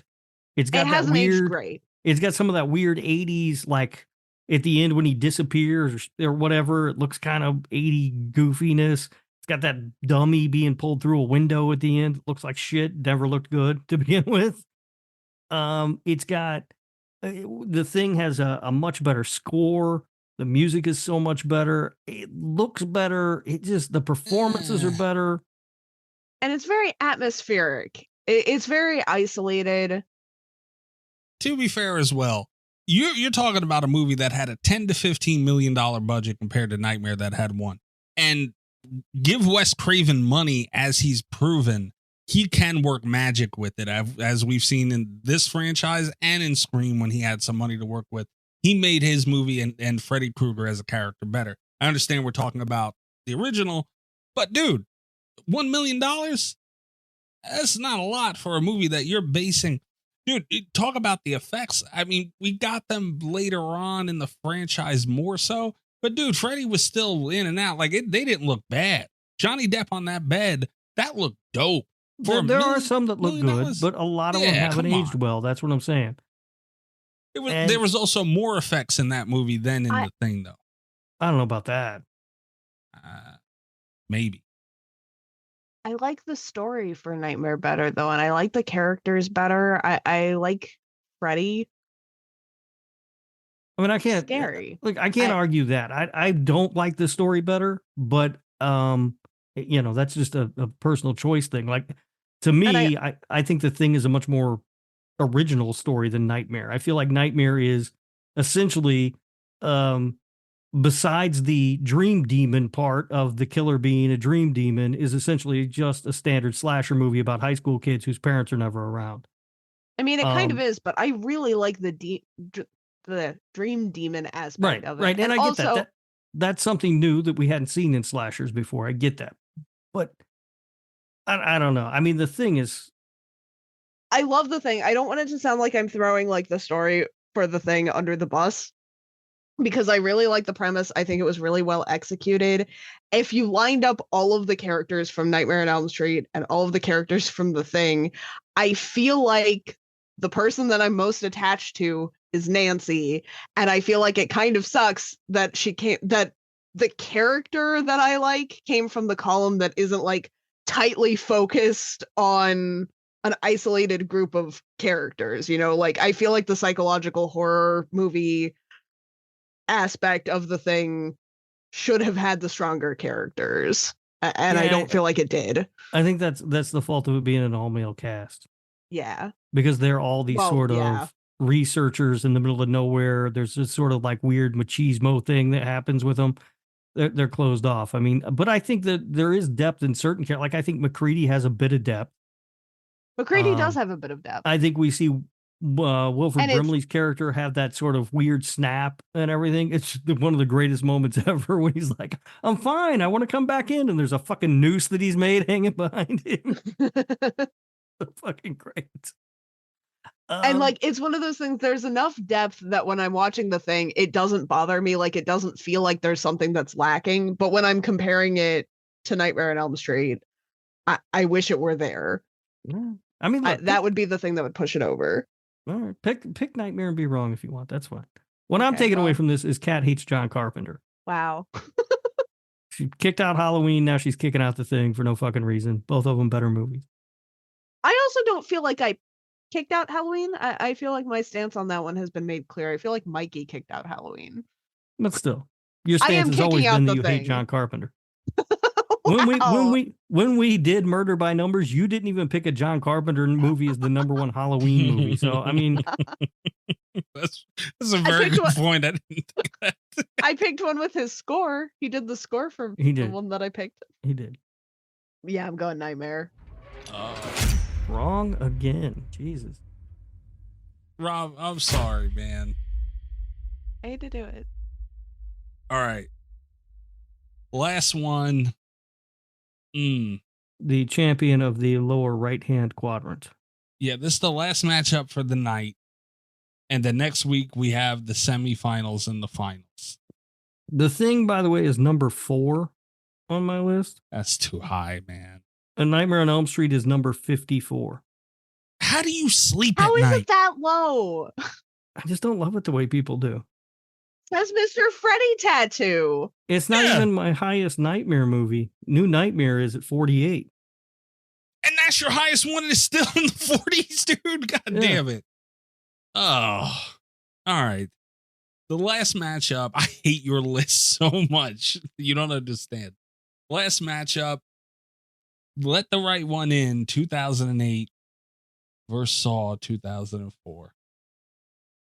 Mikey, you know you're deciding this one because it's clearly Let the Right One In for me. Why? I really can't bitch, I guess. Kat was in a very fucked up situation not too long ago. Just now with the thing. Yeah, that's true. Oh, man. You guys are really doing this to me? Yeah. Yeah. Fuck me. I'm going to throw this out here Please again. help. Because I feel like I have to. I get a little bit defensive about Saw because there's so much unnecessary Saw hate. I feel like, and I'm going to start this by saying Let the Right One In is a better made movie in a lot of ways. It, like, the cinematography is better. It has some very iconic scenes. It does what it's supposed to do beautifully. Saw, on the other side of that, it's just a story that I think, and it had that reputation for being like crazy torture porn. I don't think it was. The first one just wasn't. Like, it had a psychological, tightly focused story that it told very, very well. They had no budget, they had no time, and they threw together just like this indie horror gem that changed the scene moving forward. I think it's great. I really like the story that they tell. And when it comes down to it, again, just on a premise level, I like the story that Saw tells more than I like the story that Let the Right One In tells. That's just not an applicable fear to me past like isolated themes from it. Whereas being stuck, like losing control, having, this kind of blame put on you, and then asking yourself, like, what kind of choices have I made? What kind of a person am I? There's just something about the premise of Saw that I find very relatable and appealing and scary, because and people make fun of this in the later installations, later on in the French, where it's like, John Kramer will pick you for irritating him on the elevator or whatever. And it's true, but it's also like, in this first one especially, it asks us if we're good enough. And that really, just on a fundamental level, I think has a lot of potential to be scary. And I think they nailed it. I will say this: Let the Right One In is number 8 on my list of top 100. Saw is not on my list at all. God damn. Was Saw 2 on it? Huh? No. Jeez. There are no Saw movies on my list. As far as Kat's lack of fear for the premise of and themes in Let the Right One In, Kat is a child. We know this. So she doesn't have to worry about it. It was a movie with children. It was a movie about children. Yes, but a lot of the fears are about are played out, or at least one of the themes that's played out is about aging and being replaced, and those sort of things. And clearly, you don't have to worry about that because you are in that point in your life where you still feel like you're never going to get old and you're always going to be cool and young and hip. I don't feel like I've ever been any of those things. And that's fine. Also, I don't feel bothered. That's really I don't feel bothered by Saw at all. I wouldn't think any of those things. If I was in that situation, I would never think, have I been good enough? I think, this guy's a fucking asshole. Why is he doing this to me? Which is really sort of the big fundamental problem that I have with a lot of the Saw movies, is that John Kramer's just a dickhead. I don't want to rehash or repeat the whole thing that I went through the last time I talked about an episode or two ago or whatever, when we talked about Let the Right One In, about just how heartbreaking I find the story and how perfectly executed I think the movie is. I think that this movie touches on themes that are much deeper than anything that Saw has ever even thought about. And in my closing argument, Saw is just cheap torture porn trash. There you go. Thank you. I will not be taking questions. That's not fair. All right. These two movies, again, we're saying it for a third time, so I guess they could be a little different. But for argument's sake, couldn't be any different yet again. Yes, one's really great and the other one's Saw. Well, see, that's the thing, man. You can't compare them on the, Saw didn't get to, Let the Right One In level. Because they weren't trying to do that. That's like comparing Jordan's 3-point percentage to Steph Curry, like Jordan didn't shoot threes. Like that's not what he was trying to do, so how could you compare? I also, how much money did Let the Right One In have? So that being said, you can't really compare that to each other as far as which one got to what level, because Saul was trying to be gritty and Saul was Let the Right One In had 29 million SEK. I don't know what that means. I don't either. Let's see what we can figure out here. About 2.7 million. Okay, so it had double the amount that Saul did, but it's not a huge amount of money difference. But they were just trying to do different things with their money, and this is something that's not brought up with Saul a lot. And to counter what you said, Rob, it's just cheap gore porn and all that stuff. That was a joke because Kat no, I understand. I understand, but that's what gets thrown around a lot about Saw. But people forget, especially maybe younger people who haven't been around watching horror from when the original Saw came out and Saw 2. Saw was originally it was known for the gore, sure, but it was also known for having a really good twist of an ending. And I think they got off the rails with that in 4. Arguably 3, where they were just how do you top? It was 4. 3 was the beginning of it. As far as the ending, to me, they were just trying to go so grandiose because the endings were holy shit, and they lost their way. Move this in the same way with somebody in a dark room and somebody else slamming the door, going game over. Well, that's the ending to every single Saw movie. But that's after a twist, right? But that was. This is the first one that did it. The first Saw movie that did it. And then the second one did it. And it was holy shit, that's a good ending too. The kid was in the safe and all that stuff. Well, spoiler alert. Damn, we ain't talking about Saw 2. I'm just saying. The movie. Also, I just want to, because Rob has made this argument with me. And before I lose my chance to do it forever, because Rob keeps bringing up scores, Hello Zep is one of the most iconic horror scores ever. I know a lot of people don't know it by name, but that music when you hear it, that it's so good. And we got that from Saw, and it's you'll know it, Rob, because it's the song that they play when someone shuts the door and says game over. What the fuck they call it Hello Zep for? Why do they just call it game over? Well, because they call it Hello Zep because it starts for the first time ever. The first time we ever get that really, really iconic music. It's as we're getting the twist for the first time. It signifies our big mic drop of a twist in a Saw movie, and it's when Zep is playing his tape. So those are the first words on the track. You're talking about Hello Zep.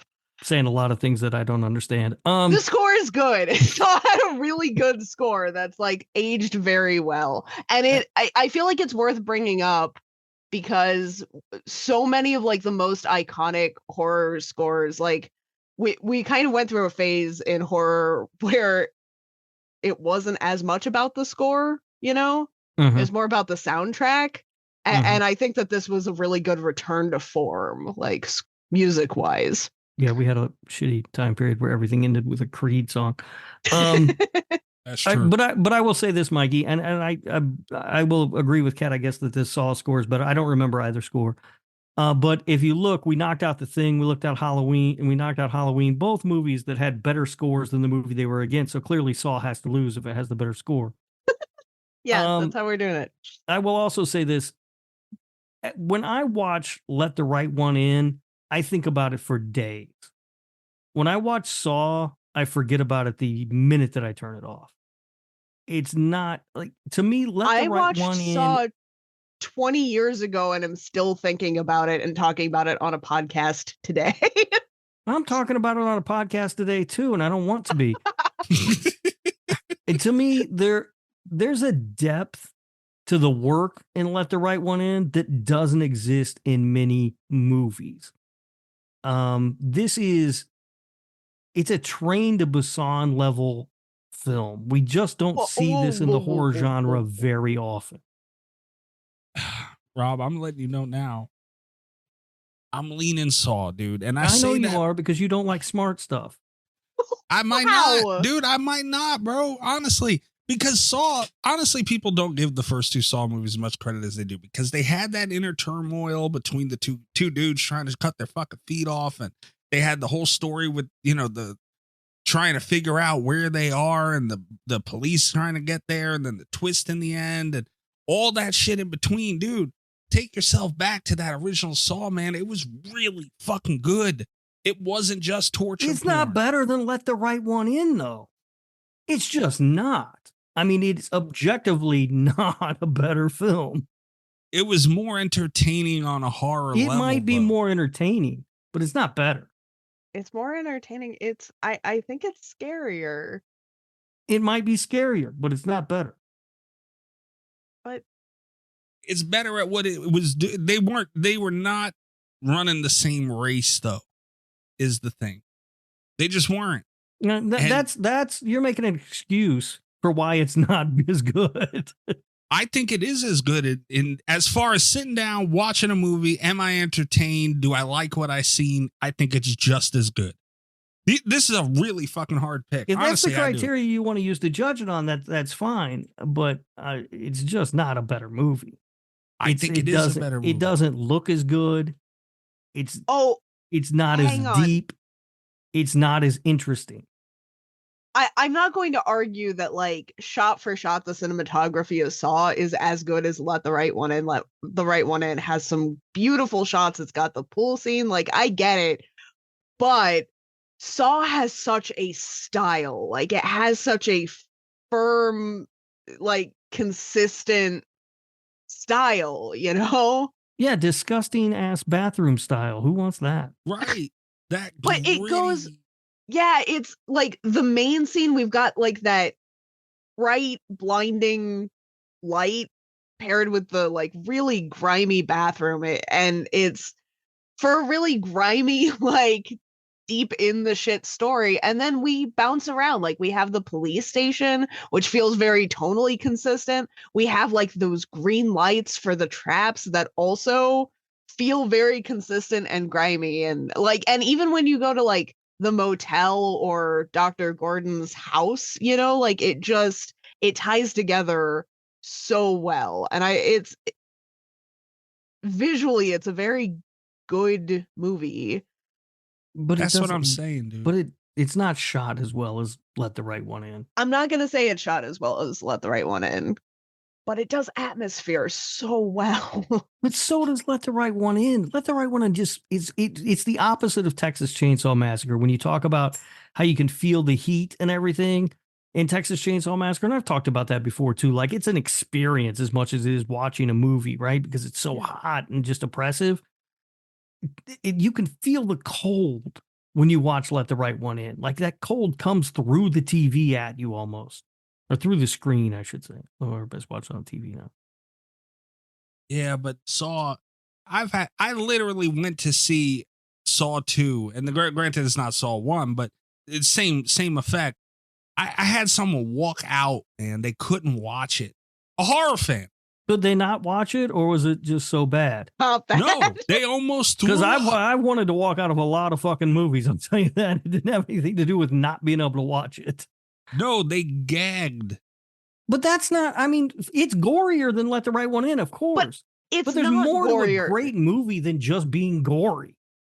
But it's beautiful gore in a way. You know, and I've said for years, one of my most quoted things is, I do not like gore for the sake of gore. You're not going to impress me. You're not going to win points. But you say that. You say that, but you don't believe that. I mean, that's not true of you. You like Terrifier. You like all this bullshit that's just gore for gore.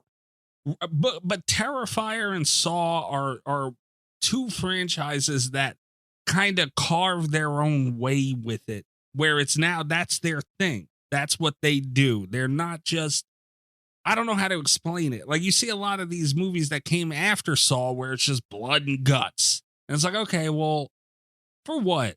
Like, why? Like, Art's doing it because that's what Art is, over the top. He's crazy. He's going to do it in a fun way. He's got character to him while he's doing it. Like, it's fun to watch him do this shit. You know, and Saw was just, it was the traps, and it's like, well, how the fuck is this going to work? Are they going to make it? All the tension between that. Well, if that happens to what that puppet said is going to happen, what the fuck does that look like? And it looked great. And dude, Saw is really good. The first two Saw movies are really good. And also there's that whole gore for gore's sake argument, but it's that Texas Chainsaw Massacre effect. In the first Saw movie, it wasn't gore, it was good editing. Like, and I talked about the foot because it's the one that people remember. I think actually the best example of it was the razor wire trap, where there's the maze that the guy has to crawl through. No, and that it's edited so perfectly. Like, it's one of those scenes, it's hard to sit down and watch even though you don't see anything, because it's got that very creative, fast-paced editing. That quick cuts. They started that shit. Yeah. And that's not to say a good thing, because it ended up getting very overdone and badly done in certain hands, but it was really good here. I compare it so much to Texas Chainsaw Massacre. I'm gonna really irritate Rob, and I'm gonna compare Saw to The Exorcist instead. They've been doing these trends pretty much nonstop for the last 20 years. That they're just trying to make Saw but worse. Like, quick cut trend did get out of control really quickly, just like the death trap and the torture porn, and like there were a lot of trends from Saw that came out really terrible in all of the movies that followed Saw, but Saw did it right. Like, they nailed it. And I'll even go as far as saying it got carried away and too far within the franchise of Saw. But you can't, first movie, you know, it wasn't too much. It was like that perfect amount, and they went a little further in 2, and that was crazy. Rob, I'm sorry, man. I can't believe I'm on this side of a Saw argument this late in Murder Madness myself. I've been voting for Saw. I think I've voted for Saw in every single round. I get it. This time you're wrong. Saw is not a better movie than Let the Right One In. It is not. Saw has beaten the My Bloody Valentine remake. That I went against. Well, no, I think I gave it a pity. I don't remember. I don't remember. But then it got American Psycho. That was an easy one. And it beat out Trick or Treat. Dude, this first Saw movie was nothing to fuck with. Like, this was another one of those reset horror kind of moments, because that glow from Scream. Yeah, but not in a good way. For Saw, it was. Reset horror moment to give us a bunch of shitty torture porn movies that were imitating it. Like, that's not a great reset. That. But I mean, you can't hold it against Saw that nothing could do Saw as well as Saw. I can. It's the Exorcist thing. I can, if you're going to use it in Saw's favor, that it was a reset point. If you say it was a reset point, that's fine. But what did it reset us to? Well, it reset us to this, which was fucking terrible. Yeah, but Saw came back with Saw 2. And Saw 2 was really good. And Saw 3 was, you know, in my opinion, was okay too. It wasn't bad. Like, it was a good movie. It was okay. So it's like, you know, everyone's trying to keep up with it. But, you know, it was a reset point. Rob's right. It wasn't the best of reset points. But, dude, it did breathe air. It got people into theaters to see horror movies again, dude. It did. All right. But all of that also is outside of the film. That's true. But the film has to perform, and it has to be a good enough movie to do that. It was my point of bringing it up. You are right to a degree, though. Dude, and plus you're having me go against a book movie, man.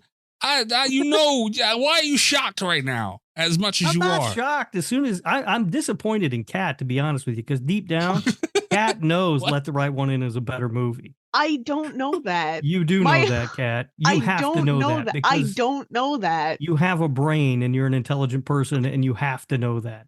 Oh, thank you. But no, I don't. I mean, I understand that you have trouble using it because you're a child, but you know that.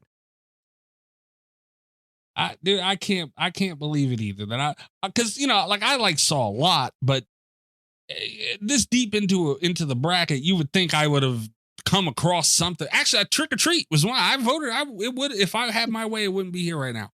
Yeah. Trick or Treat, you know, I'd put over Saw. And honestly, Trick or Treat, I'd have put over Let the Right One In too. If you really want to talk about it. That's just crazy. But dude, that first Saw movie is really good. I can't fucking believe it either. This is a stunner. But what world do we live in that Rob is mad at Kat mostly for picking Saw in this bracket? I know, Rob, when we get to these things, Rob always acts surprised or disappointed in me. Because I expect better from you and I never get it. Even though I introduced myself to the show as a Saw fan, that's like the fundamental thing people know about me. But look, there's a difference between, I love Friday the 13th part 6, but when it came time to knock it out, I knocked it out, Kat. That's true. But Saw, I don't think it was the time to knock it out. I think that time will come. Of course the time to knock it out was now. What are you talking about? I don't think that. I think it deserves... last round. Kat is the Leah of this show. I swear to God. I always expect her to do better. I'm always like, come on, Kat, just don't suck. And I never get anything good from her. Wow. It's unfortunate how funny that is. I'd also like to point out that tonight has been extremely frustrating because in this last round, not a single movie that I picked ended up winning, except Candyman, which was the fucking easiest pick in the world. I will say, I'm not looking at the quadrants right now, so I don't know how it goes, but I can tell you how it went. Halloween lost, The Thing lost, and Let the Right One In lost. Welcome to my treatment rough. In the beginning. Yeah, it sucks. I lost a lot of them early. And that's what we were talking about when we were wrapping up last week, the week before. Sometimes this is better for them to fucking go early, because the stress over each round. And then what would be better is if I had hosts that had, were able to think, make proper decisions. Rob, come on, man. That Saw movie's really fucking good, dude. It's not better than Let the Right One In. I'm not saying it's not good. I voted for it every round until this one. I'm not saying it's not a good movie. I'm saying it's not better than Let the Right One In. Well, that's what you get then, because like I said, if it was up to me, Trick or Treat, I put over Saw. So that's what you get, kind of in the long run. It's not what I get. I did the right thing every time, dude. And I have no horse in this race. I don't like Saw as much to really care, whether it stays or goes. Same with Let the Right One In, dude. I enjoyed Saw more. I think they accomplished a lot in that fucking movie. I also just want to I feel like Saw is the first Saw movie, just to clarify, again, we're talking about the original 2004 Saw. I think it deserves to be the champion of the 2000s. It's a good representation of that time in horror. It's not the best movie from that time, though. And that's what we're talking about now. What? It's torture porn crap. No. It's the good story that can and does sometimes exist under the torture porn crap. I do see several movies that I would have put over Saw. So, I mean, I don't know. Listen, there were a couple movies I would have put over Saw, and they all got voted out round one. So here we are. God damn. By the way, if I'd had out of all of the things in this quadrant that I would have chosen over Saw, Martyrs also was a good representation of the really good story that can and sometimes does exist under the torture porn crap. Yeah, I wouldn't have put that over Saw. Kat wants Martyrs to be the king of the quadrant, Rob. I'm just saying. I would have put the movie that Let the Right One In knocked out earlier, Shaun of the Dead, over Saw. That's another one too. Well, I don't know. I might have put Saw over Shaun of the Dead, honestly. That one would have made me cry. So I'm glad we didn't get there. Yeah, I definitely would have. No, I think that without looking at the bracket, without having it in front of me, I would imagine there are 3 or 4 movies from this quadrant that I think are a better 2000s movie than Saw. At least 3 or 4. Devil's Rejects, one of them. Definitely ain't one of them. God damn, what a fucking painful, heart-wrenching. Well, this is what always happens. We get down towards the finals and you guys always make it uninteresting. So here we are, uninteresting again.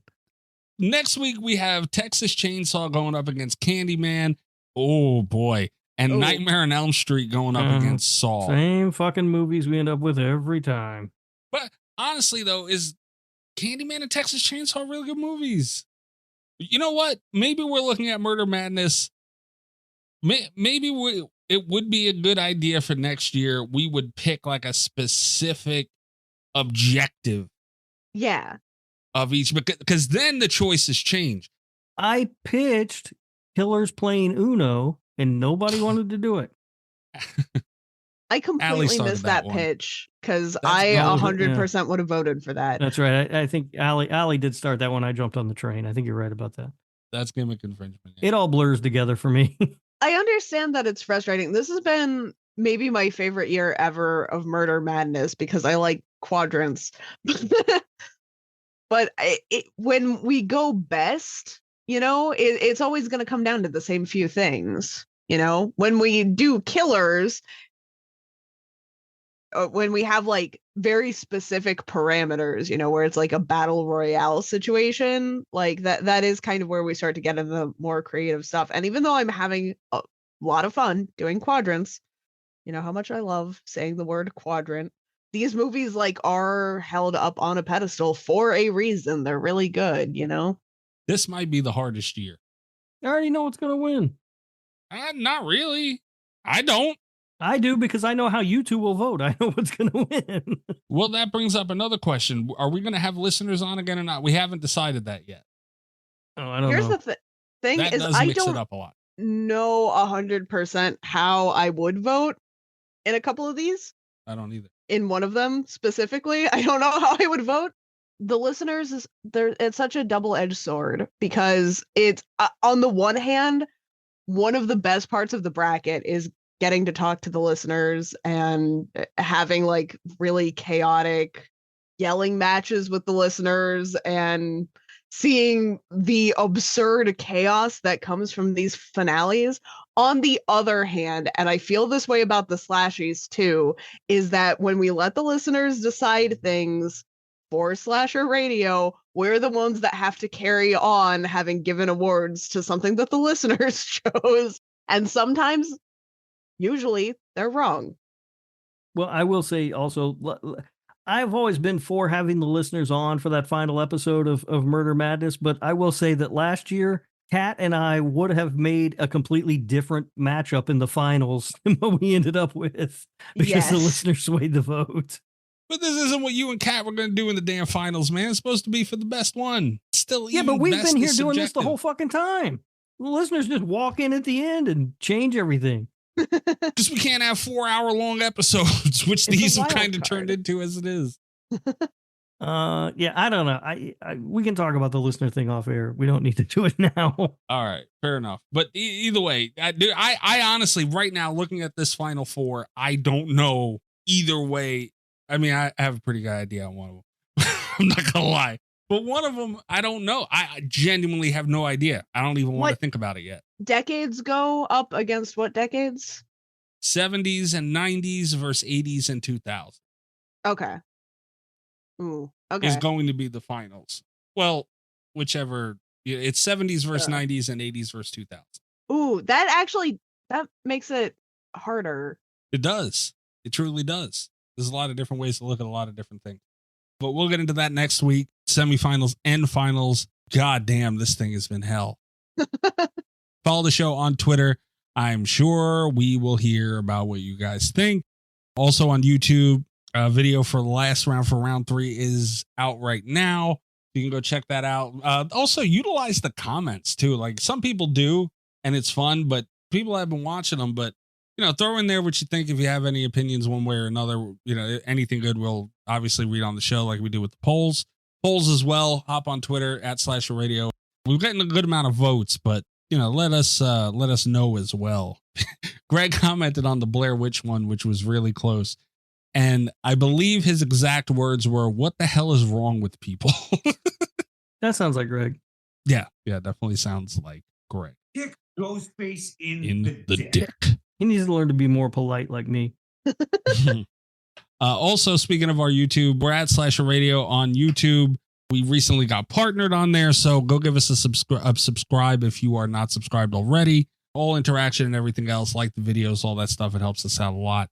Patreon.com/Slasher Radio also helps us out a lot. Tiers starting as low as $3 a month. There's a free trial, all that good stuff. I'm at Mikey's Dead. You can also check out the other show that I swear to God I'm still doing. Huge Clown Penis. With Little Miss Huge Clown Penis, Ali Surreal. We got that Ring episode cooking, guys. You want to stick around to see what we say about the Ring. We're going to see if that holds up eventually. I'm getting caught up on everything, so that's going to be coming soon. That's it for me, Rob. What about you? You can find me on Twitter at RadioRob123. Listen to the other show that I do with Kat, the Nick fucking Woo Cagecast. That's Nick effing Woo Cagecast in your podcast players. It should have just released our episode on Sunny. Yeah. Now, I'm a week behind. I didn't get to last week's yet. You said you were talking. I didn't have to listen to the end, so that means you don't need to listen. Shit. It's the same old stuff at the end. You don't need to listen to it. Don't worry about that. Yeah, you guys talking shit about me. That's the same old shit. When you hear the plug start, you can just turn it off. It's just same. It's boring stuff. Really, just Kat talking about being at a book fair or whatever. Yeah. You can find me at a book fair. So yeah, you can find me at AuthorCon coming up April 12th through the 14th. So in just a couple of weeks. In the meantime, and after that, probably if you're listening to the backlog, you can find me on Twitter at cat_velour, VOLEUR. You can check out my website, catvelour.com. And I just real quick, an announcement. I'm so disappointed in the way Kat behaved tonight. I'm no longer going to be making an appearance at AuthorCon to sign books at her table. Wow. That's that one, as nice as it must be for you, Kat. Yeah, that's kind of fucked up though. Like his hypothetical annoyance isn't even worth it anymore. Wow. Can I still sell the t-shirts with your face? Well, I mean, yeah, you'll probably sell out pretty quick though, I'd imagine. You might want to do like a lottery for people to get in line for those. All right, guys. You're not going to want to miss next week for the semifinals and finals. Good night from Slasher Radio. All the best of Slasher Radio podcast.